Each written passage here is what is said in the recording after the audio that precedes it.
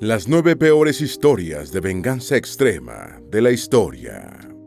Desde que existe la injusticia, existe la venganza, a menudo mucho más atroz que los actos injustos que pretende castigar. Se atribuye al escritor del siglo de oro español, Francisco de Quevedo, la famosa sentencia de que la venganza es un plato que se sirve frío. Otra versión dice que la frase apareció por primera vez en la novela de 1782, Las amistades peligrosas, del francés Pierre Chordelos de Laclos. Incluso hay quienes remiten el origen de la sentencia a la República Romana, cuando Bruto habría dicho a César, durante el asesinato del líder romano, la venganza es fría. De cualquier modo, la frialdad de la venganza significa que el vengador debe tener la paciencia necesaria para esperar el momento oportuno en el que pueda causar más daño a su enemigo. En este video hemos reunido 9 de las venganzas más espectaculares y dramáticas de la historia, que incluyeron acciones verdaderamente insólitas. Antes de meternos a fondo, no te olvides de suscribirte a nuestro canal y activar las notificaciones para mantenerte al día con nuestras actualizaciones.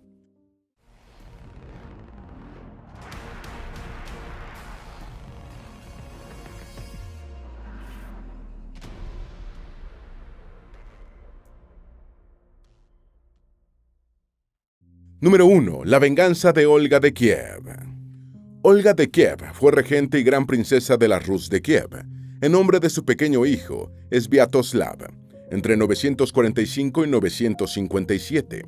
Es conocida por haber subyugado a los Dreblianos, una tribu que había ejecutado a su esposo Igor, a quien juró vengar.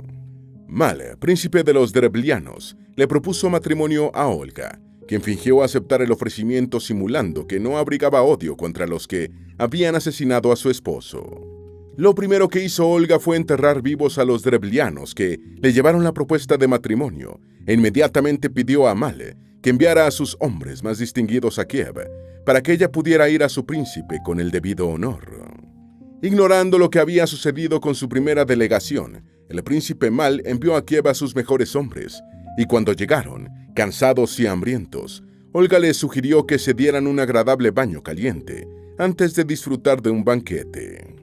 Cuando los Dreblianos estaban en la casa de baños, Olga ordenó cerrar el edificio e incendiarlo, y todos fueron quemados vivos en el interior. A continuación, Olga envió otro mensaje a Mal, a Korosten, la capital de los Dreblianos. Prepara grandes cantidades de hidromiel en la ciudad donde mataste a mi esposo, para que pueda llorar sobre su tumba y celebrar un banquete fúnebre en su honor.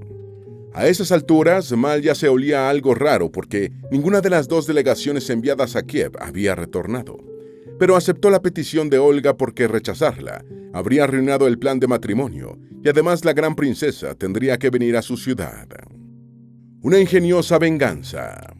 Se afirma que los hombres de Mal tomaron grandes cantidades de hidromiel y se emborracharon, mientras que los de Olga, instruidos por su jefa, bebieron poco y aprovecharon su mejor estado para masacrar a todos los Dreblianos. Olga regresó a toda prisa a Kiev y reunió un gran ejército que puso sitio a Korosten, la capital drebliana. Se cuenta que envió un mensaje a los Dreblianos diciéndoles que ya estaba satisfecha con su venganza, haciéndoles solo una petición aparentemente insignificante y muy extraña: dadme 3 palomas y 3 gorriones de cada casa. Sorprendidos, los asediados dreblianos se apresuraron a cumplir con la petición, y Olga procedió con la última parte de su ingeniosa y brutal venganza. La gran princesa de Kiev ordenó que colocaran tela y azufre en las patas de los pájaros y las incendiaran, liberándolos a continuación. Convertidos en mecheros aéreos, las aves volaron desesperadamente hacia sus casas, todas de madera, provocando un gran incendio que destruyó la ciudad. Fue el último acto de la venganza de Olga de Kiev. Olga fue canonizada por la Iglesia Ortodoxa Oriental por difundir el cristianismo en la Federación de la Rus de Kiev. En el año 950 había hecho una visita a Constantinopla, convirtiéndose al cristianismo. Número 2. Julio César crucificó a todos sus captores como venganza, luego de sentirse insultado por el poco dinero que pedían de rescate por él. En tiempos de la República Romana, la piratería estaba extendida por todo el Mediterráneo y resultaba habitual que los barcos mercantes y de pasajeros fueran abordados para robar la carga y el dinero y pertenencias de los viajeros. Durante estos abordajes, piratas eran tomados como prisioneros personajes importantes que solo recuperaban su libertad después del pago de un rescate por parte de su familia. Cuando tenía 25 años, el joven Cayo Julio César viajaba en un barco hacia la isla griega de Rodas, donde pensaba estudiar elocuencia, arte oratoria que necesitaba para ganar sus casos como abogado de poca experiencia en el foro romano. César pertenecía a la rica y prestigiosa familia patricia gens Julia, pero todavía era una persona relativamente poco conocida. Aconteció que el barco de César resultó abordado por piratas en el mar Egeo, y el joven patricio fue tomado como prisionero, con la esperanza de los captores de que el romano fuera una persona lo bastante importante como para pedir un buen rescate. Los piratas quedaron sorprendidos por la actitud de César. A pesar de ser un cautivo de los piratas y de estar a merced de ellos, César nunca perdió su compostura noble y su sentido de superioridad, y empezó a tratar a sus captores como sus subordinados. En el refugio pirata en el que esperaban, César mandaba a callar a sus captores cuando no lo dejaban dormir, y los obligaba a escuchar sus espantosos poemas, reprendiéndolos verbalmente cuando los celebraban. Incluso los piratas lo invitaban a participar en sus juegos, con los que mataban el tiempo. Cuando César se enteró de que los piratas habían pedido un rescate de 20 talentos de plata, lo consideró un insulto y le dijo a sus captores que lo estaban valorando en demasiado poco, ya que su libertad no valía menos de 50 talentos. Sorprendidos por la actitud de César, su primer cautivo que abogaba por subir el monto de rescate y no de bajarlo, y ya simpatizando con el extraño romano, los piratas le siguieron el juego y el patricio envió a uno de sus ayudantes a gestionar el dinero. Ya pagado el rescate, los piratas se despidieron del generoso romano que más que le habían duplicado su pequeña fortuna, y se dedicaron a celebrar su buena suerte con abundante vino en su refugio. Ya en libertad, César recabó dinero, fletó varios barcos con hombres armados y atacó el refugio de los piratas, crucificándolos a todos. Número 3. La venganza de los 47 Ronin. La venganza de los 47 Ronin, también conocida como los 47 samuráis, y la vendetta Ako, fue un episodio histórico que tuvo lugar en Japón a principios del siglo XVIII. Describe el caso más famoso relacionado con el Bushido, el código de honor samurái, y algunos eruditos consideran la historia como la leyenda nacional japonesa. El caso relata la historia de un grupo de samuráis que se quedaron sin amo, convirtiéndose en Ronin, después de que Asano Naganori, su señor feudal y daimyo, se vio obligado a cometer el rito mortal del seppuku, tras agredir a un maestro de ceremonias de la corte, de nombre Kira Yoshinaka. Los Ronin planificaron pacientemente durante 2 años el asesinato de Yoshinaka, para vengar el honor de su amo, a sabiendas de que ellos también tendrían que inmolarse, según el rito seppuku, al convertirse en asesinos. En la noche del 30 de enero de 1703, los Ronin, que habían sido samuráis de Asano Naganori, irrumpieron en la mansión de Kira Yoshinaka y lo mataron en venganza por la muerte de su amo. Luego se entregaron a las autoridades del shogunato y se les ordenó inmolarse mediante el seppuku por el asesinato. Los Yoshinaka cayeron en el deshonor y la ruina. El shogunato Tokugawa condenó a muerte al nieto de Kira Yoshinaka por no haber sido capaz de proteger a su familia como un samurái. Los Yoshinaka también perdieron sus propiedades y fueron despojados del rango hereditario de Koke, o maestro de ceremonias en la corte. Un hermano de Asano Naganori fue restablecido y recibió un ingreso de 5.000 koku y el rango de Hatamoto, un samurái de alto rango al servicio del shogunato. Muy bien embellecido, este episodio real ganó popularidad en todo el archipiélago japonés, como símbolo de la lealtad, la persistencia, el sacrificio y el honor que deben caracterizar a toda persona recta a lo largo de su vida. El relato adornado de estos acontecimientos se hizo popular en numerosas obras de teatro, incluyendo los dramas tradicionales estilizados del kabuki y las representaciones de marionetas del bunraku. Debido a que las leyes de censura del shogunato Tokugawa prohibían la representación de sucesos de actualidad, los personajes de las obras teatrales tenían nombres ficticios. Las leyes de censura se relajaron un poco 75 años después de los hechos, y el japonólogo Isaac Tixig pudo registrar por primera vez la historia de los 47 Ronin como uno de los eventos más significativos de la era Genroku. El relato vio reforzada su popularidad durante la modernización japonesa del periodo Meiji, cuando muchas personas en Japón ansiaban retornar a sus raíces culturales. La popularidad de la historia sigue siendo alta hoy en día en Japón. Entre 1997 y 2007, se realizaron 10 producciones de televisión sobre el tema, que se encuentra entre las historias más conocidas en todo Japón. Número 4. La venganza del sheriff, Buford Pusser. Buford Hayes Pusser fue el sheriff del condado de McNairy, Tennessee, entre 1964 y 1970, y el alguacil de Adamsville, de 1970 a 72, y se distinguió por su guerra en solitario contra el juego, la prostitución y el alcohol ilegal en la frontera con el estado de Mississippi. A las 4:30 de la madrugada del 12 de agosto de 1967, Pusser recibió una llamada en la que le informaban de unos disturbios en la frontera. A pesar de la hora, su esposa Paulina, Mullins de soltera, insistió en acompañarlo y partieron en el automóvil del sheriff hacia el supuesto lugar de los hechos. Cuando se acercaban a New Hope Road, recibieron una andanada de balas proveniente de otro automóvil y uno de los proyectiles impactó a Pauline en la cabeza. Con su esposa malherida, Pusser arrancó a toda velocidad, tratando de despistar a sus atacantes, y cuando creía que lo había conseguido, se detuvo para intentar hacer algo por Pauline. Sin embargo, el otro vehículo reapareció y un nuevo ametrallamiento le voló la mandíbula al sheriff y terminó de matar a Pauline. Alguien descubrió a Pusser, quien fue llevado al hospital y necesitó varias cirugías reconstructivas para recuperar parcialmente su apariencia. En el hospital tuvo bastante tiempo para pensar en la venganza y tras recibir el alta se puso a trabajar afanosamente en la identificación de los asesinos. Logró identificar a Kersey McCord Nix Jr., jefe de la mafia Dixie, y a 3 de sus pistoleros como los perpetradores de la emboscada mortal, pero no pudo llevar a ninguno ante la justicia por falta de pruebas. La misteriosa muerte de los asesinos de la esposa de Pusser. En 1969, Carl Douglas White, alias Towhead, uno de los 3 pistoleros identificado por Pusser, fue encontrado muerto en Mississippi, víctima de varios disparos. En 1970, George McGann y Gary McDaniel, los otros 2 maleantes que según el sheriff habían participado en el asesinato de su esposa, también fueron muertos a tiros. Circularon rumores de que Pusser había ordenado los asesinatos, pero la versión nunca pudo probarse. A estas alturas, el jefe mafioso Kersey McCord Nix Jr. quizás agradecía estar sometido a juicio por otro caso de asesinato, por el que recibió una cadena perpetua en 1972, que sigue purgando. Pusser es una leyenda y un héroe popular en el condado de McNairy. Durante su carrera contra las organizaciones criminales, recibió 8 disparos, lo intentaron apuñalar 7 veces y fue atropellado por un automóvil, y solo en el año 1967 cerró 87 alambiques de whisky clandestinos.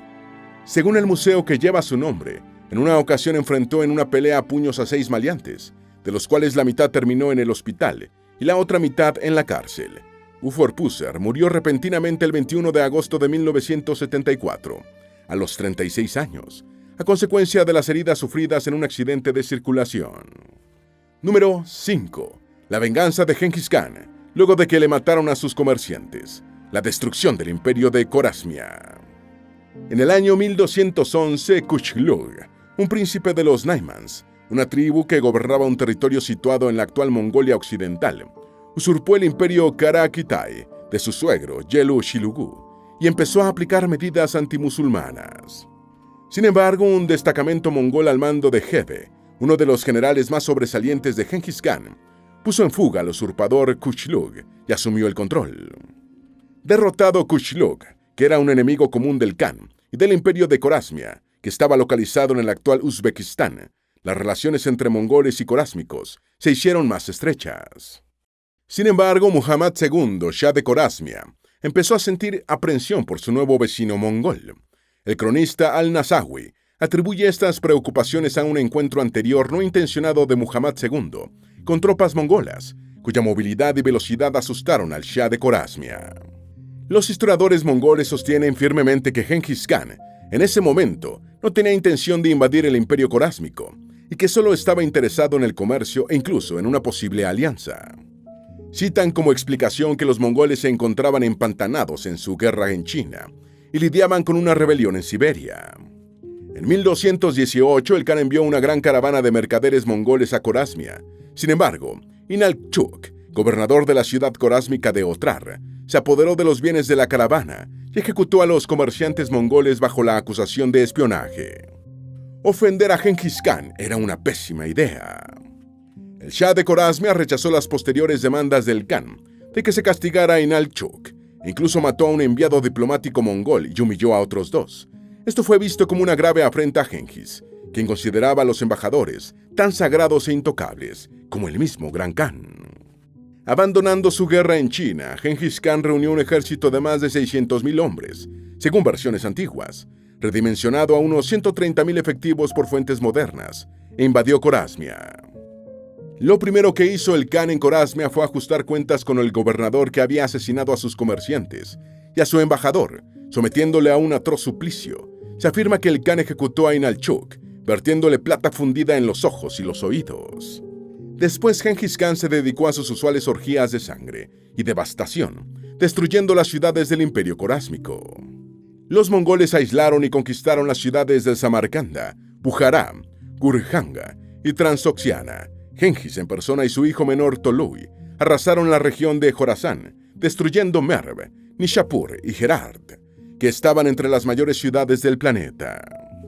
Se estima que murieron entre 10 y 15 millones de súbditos de Corasmia y el propio Shah Muhammad II, quien pereció desamparado en una isla del mar Caspio mientras huía. Número 6. La venganza de Pierre Picaud, el verdadero conde de Montecristo. François-Pierre Picaud fue un zapatero francés del siglo XIX, cuyas experiencias reales inspiraron el personaje de Edmond Dantes en la novela de Alexandre Dumas, Padre, el conde de Montecristo, publicada por entregas entre 1844 y 1846. En 1807, Picaud se comprometió en matrimonio con una mujer rica y bonita, llamada Marguerite Vigouroux, que también era pretendida por Mathieu Lupin, uno de los amigos del zapatero. Con la ayuda de sus amigos Solari y Chaubard, Lupin urdió un plan para deshacerse de Picaud. Los tres complotados acusaron falsamente a Picaud de ser un espía al servicio de los ingleses, en un momento en el que la bestia negra de Napoleón Bonaparte era Inglaterra. Un cuarto hombre de nombre Ayud conocía la falsedad de la acusación, pero no hizo nada por desenmascararla. Picaud fue recluido durante 7 años en la prisión de la fortaleza de Fenestrel y solo pudo enterarse del motivo durante su segundo año en la cárcel. En el transcurso de su encarcelamiento, el antiguo zapatero construyó un pequeño pasadizo hacia una celda vecina, en la que se encontraba encarcelado un sacerdote italiano, el padre Torri. Un año después, casi moribundo, el padre italiano le reveló a Picaud un lugar en Milán en el que había ocultado un gran tesoro. Picaud fue liberado y se apoderó del tesoro milanés, retornando con otro nombre a París, donde se estableció y pasó un tiempo planeando su venganza contra sus antiguos amigos, que lo habían enviado a prisión. Primero liquidó o mandó a liquidar a Chaubard, uno de los cómplices de Mathieu Lupin en el complot. Picaud y Ayud relataron la historia a la policía antes de morir. 2 años después del encarcelamiento de Picaud, su antigua prometida se había casado con Lupin, principal objeto de la venganza del ex zapatero ahora rico. Primero Picaud engatusó a una hija de Lupin para que se casara con un delincuente, y luego lo denunció a la policía, por lo que la joven quedó abandonada y en shock, muriendo poco después. A continuación, Picaud incendió el restaurante de Lupin, dejándolo en la ruina, y seguidamente envenenó a Solari, el otro cómplice en la componenda. Después el vengativo millonario engañó a un hijo adolescente de Lupin para que robara unas joyas, denunciándolo a continuación, con lo que el chico fue enviado a prisión. Finalmente, François Picaud apuñaló a Mathieu Lupin hasta matarlo, pero tanta venganza se revirtió en su contra. Ayud, la otra persona que conocía el complot y no lo denunció, hirió mortalmente a Picaud mientras lo tenía cautivo. El antiguo zapatero fue encontrado vivo por la policía francesa e hizo una detallada confesión de su historia antes de morir de sus heridas en 1815, a los 34 o 35 años. La confesión de Ayud en su lecho de muerte constituyó otra importante pieza de los registros policiales franceses sobre el caso.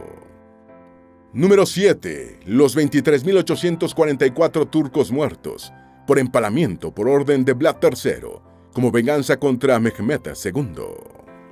En junio de 1462, se produjo una serie de enfrentamientos entre las fuerzas del sultán otomano Mehmed II y las del príncipe valaco Vlad III, gobernante de Valaquia, una región geográfica e histórica del sur de Rumania.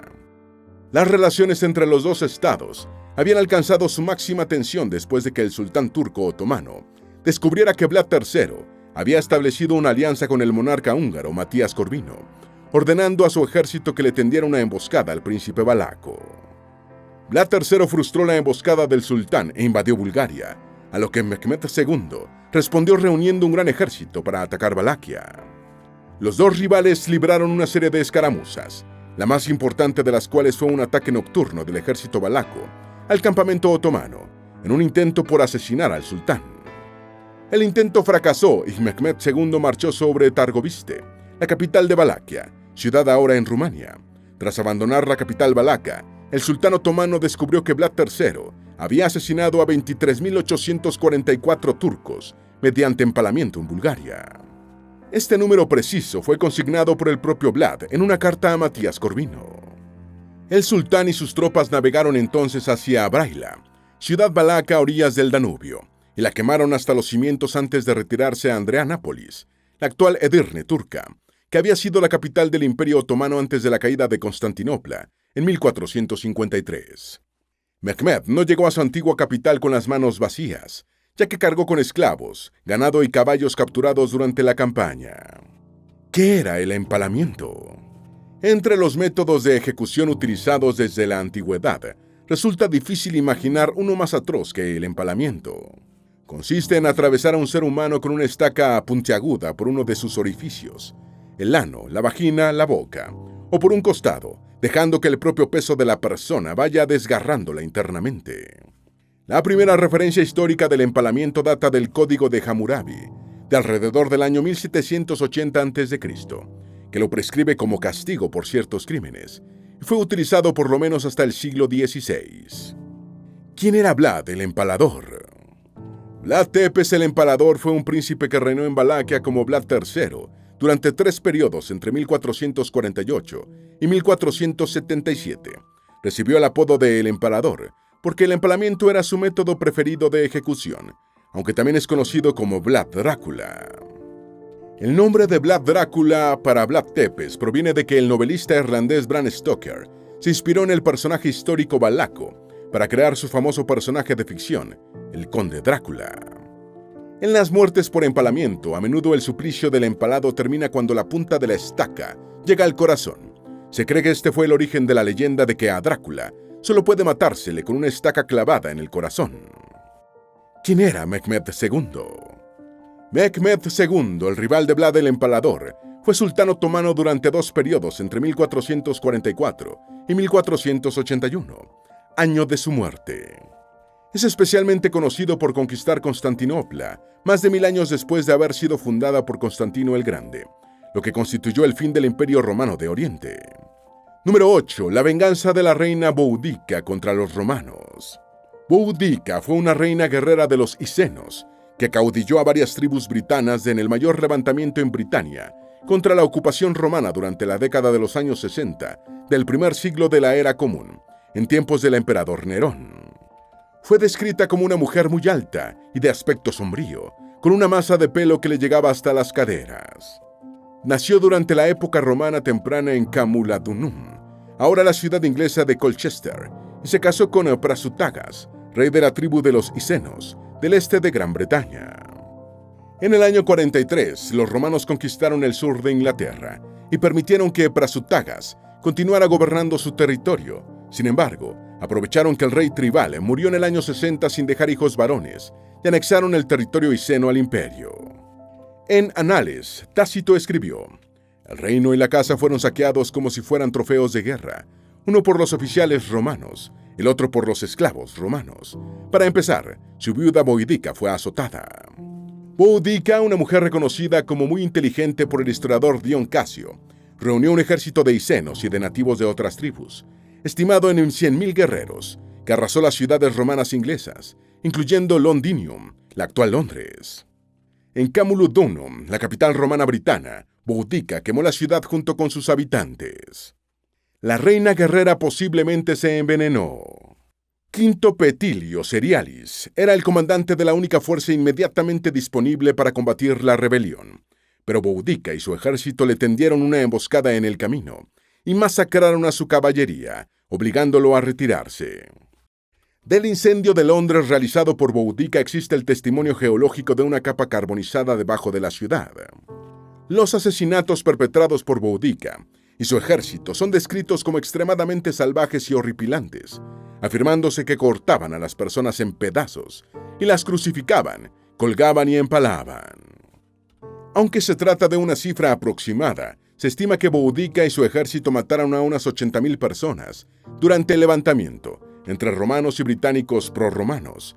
Finalmente, la rebelión fue derrotada por la Roma imperial. No está claro cómo murió Boudica, aunque se cree que se envenenó para no caer viva en manos romanas. Número 9. La venganza de Udham Singh. El 10 de abril de 1919, en la India colonizada por el Reino Unido, varios líderes del Congreso Nacional Indio fueron arrestados bajo los términos de la Ley de Crímenes Anárquicos y Revolucionarios de 1919, más conocida como Ley Rowlatt. 3 días después, el 13 de abril, más de 20.000 personas desarmadas se reunieron en el jardín Jallianwala Bagh de la ciudad de Amritsar, en el Punjab, para celebrar el festival Sikh de Baisakhi y protestar pacíficamente por los arrestos. Entre los asistentes a la manifestación se encontraba el joven de 19 años, Udham Singh, quien ayudaba sirviendo agua a la multitud. Las tropas británicas bajo el mando del coronel Reginald Dyer abrieron fuego contra la manifestación, asesinando a varios cientos de personas, en la después conocida como la masacre de Jallianwala Bagh o la masacre de Amritsar. Uno de los supervivientes fue Singh, quien juró venganza contra el oficial colonial irlandés Michael O'Dyer, vicegobernador del Punjab y responsable de la masacre. Venganza tardía. El 13 de marzo de 1940, más de 20 años después de la masacre de Jallianwala Bagh, Udham Singh encontró al fin la oportunidad de ejecutar su venganza. Ese día Michael O'Dyer tenía previsto hablar en una reunión conjunta de la Asociación de las Indias Orientales y la Sociedad de Asia Central en Caxton Hall, Londres. Singh se había trasladado a Londres en 1934, escapando de la policía. El nacionalista indio logró entrar a la reunión con un pase a nombre de su esposa y un revólver oculto en un hueco que había hecho en las páginas de un libro. Cuando O'Dyer se dirigía a la plataforma de oradores, Singh se levantó de su asiento y lo mató. El indio fue arrestado inmediatamente y sometido a juicio, siendo condenado a muerte y ejecutado en la horca, en Londres, el 31 de julio del año 1940. Esperamos que este video te haya sido útil. Si tienes algo que agregar, por favor, compártelo con nosotros en la sección de comentarios. Dale me gusta a este video y envíale el enlace a tus familiares y a tus mejores amigos para que también sepan más sobre las 9 peores historias de venganza extrema de la historia. Si eres nuevo en nuestro canal, no olvides suscribirte. No se te olvide seguirnos en todas nuestras redes sociales, que van a estar aquí abajo en la descripción. Recuerda, un pueblo que no conoce su historia está condenado a repetirla.